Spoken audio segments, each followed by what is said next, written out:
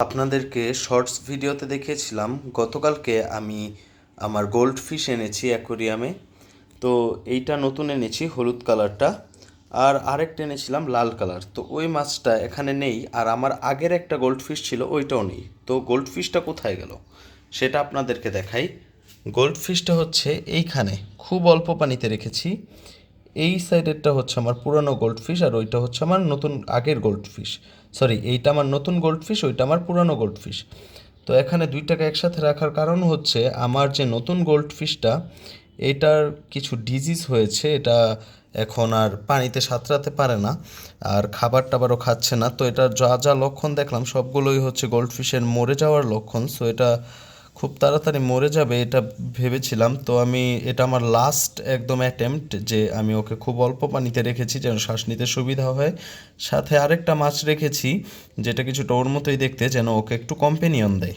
হ্যাঁ, সাথে আমি আর অনেকগুলো কাজ করছি। সেটা হচ্ছে আমি আমার অ্যাকোরিয়ামের পানি চেঞ্জ করেছি, যদিও পানিটা একটু ফগি হয়ে আছে কারণ এখানে ফিল্টার নেই। ফিল্টারটা আমি এখানে রেখেছি। এখানে কি হচ্ছে, এখানে যেটা হচ্ছে সেটা হচ্ছে আমার ব্রাইন শ্রিম্পের বেবি হ্যাচ করানোর জন্য এখানে এগ দিয়েছি, আর ফিল্টারটা চালু করেছি স্পঞ্জ ছাড়া দেওয়ার কারণ হচ্ছে আমার তো ওয়াটার পাম্প এক্সটার্নাল নেই। তো এইটাই যেন পানিটাকে ধাক্কা দেয়। আর এভাবে আপনারা মনে করতে পারেন যে ব্লেডে লেগে হয়তো বা এগগুলো নষ্ট হবে, আসলে না। আমি দেখেছি যে 3 ঘন্টার মধ্যে, আমার 3 ঘন্টা হয়েছে এটা দিয়েছি, 3 ঘন্টার মধ্যেই 2-1টা বেবি হ্যাচ করেছে, আমি লাইট দিয়ে দেখেছি। এখানে এই যে আমার শ্রিম্প দেখা যাচ্ছে, red colour shrimp, red crystal shrimp বলে এটাকে। আর এই যে আমার গাপ্পিগুলো দেখতে পাচ্ছেন, লেজগুলো কত সুন্দর। এগুলো আশা করি কিছুদিনের মধ্যে বেবি দিবে। সামনের 3টাই ফিমেল, আর পিছনেরটা হচ্ছে আমার মেলটাকে আমি গ্রাম থেকে এনেছি, মেলটা সুন্দর।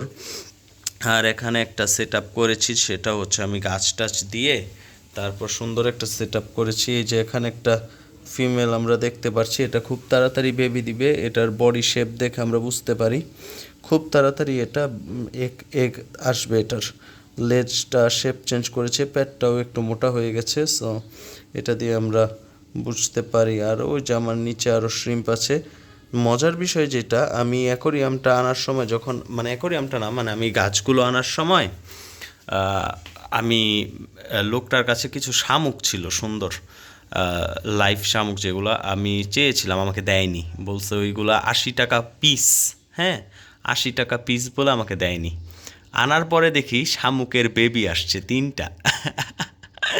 ঈশ্বর যা করে ভালোর জন্যই করে। হ্যাঁ, অবশ্যই আমার চ্যানেলটাকে সাবস্ক্রাইব করে দেন যেন আমার ভিডিও সবার আগে চলে যায় আপনার কাছে, না হলে কিন্তু এত সুন্দর সুন্দর ভিডিও আর দেখতে পারবেন না। সো সাবস্ক্রাইব করে দেন এখনই, একটু অলসতা বাদ দিয়ে সাবস্ক্রাইবটা করে দেন, নতুন নতুন বিষয় জানতে পারবেন।